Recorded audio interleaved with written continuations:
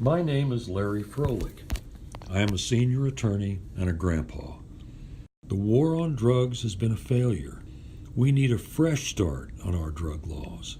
The formal name of the drug laws in Arkansas is the Uniform Controlled Substances Act. The war on drugs is the policy of strict enforcement of that law.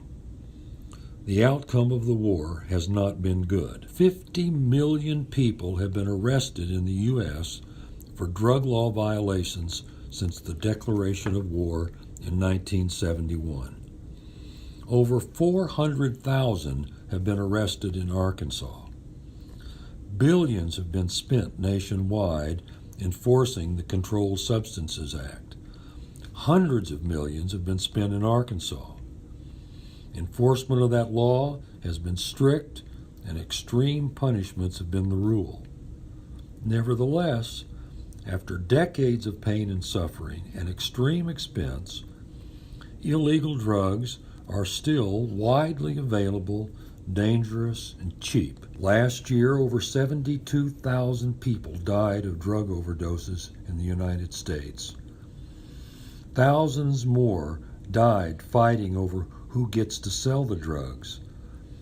Hundreds of thousands of people are seeking emergency room treatment for drug overdoses and poisonings. The war has been a miserable, expensive failure. The policy and the law needs to be reformed. I have 2 drug law reform projects underway. The first project is a campaign to motivate and inspire our state legislature to hold public hearings on the drug laws. I want 2 questions asked and answered at those hearings. First, what is the purpose of our drug laws?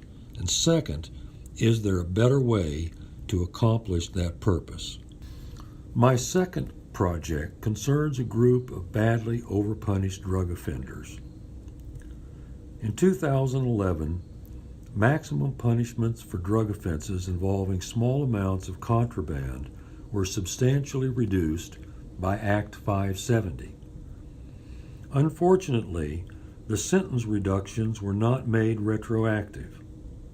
As a result, many inmates are serving sentences that exceed the maximum allowed under present law.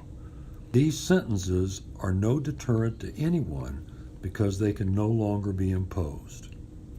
Here are some examples of overpunishment. Carlos Gomez is serving life in prison for the sale of 1.3 grams of cocaine. He has been in prison since 1990. We have spent over $600,000 punishing him for a $200 offense. I call it death by penitentiary. Current maximum punishment for his offense is 6 years. Joe Jones was a petty drug dealer. In 2010, he was caught selling 3/1,000ths of an ounce of cocaine. He was sentenced to 157 years in prison. We've already spent $150,000 punishing him for a $40 black market transaction. His parole date is 2047. If we don't get him out, his incarceration will cost us over $800,000, and his entire life will have been lost over a $40 offense. There are over 100 men like these in our prisons. They are all serving sentences that can no longer be imposed. Their families cannot afford attorney fees. They need your help. Without your help, most will die in prison. Thank you for taking time to listen. Your interest is appreciated. Want to support the campaign? Like our Facebook page, share this video, and send us your donations. Your support isn't just appreciated, it is urgently needed. Help Larry get the state legislators' attention through your likes, shares, and funding. Together, we can bring drug law reform. Visit larryscampaign.com to learn more or get involved. It's time we take a fresh look at our drug laws.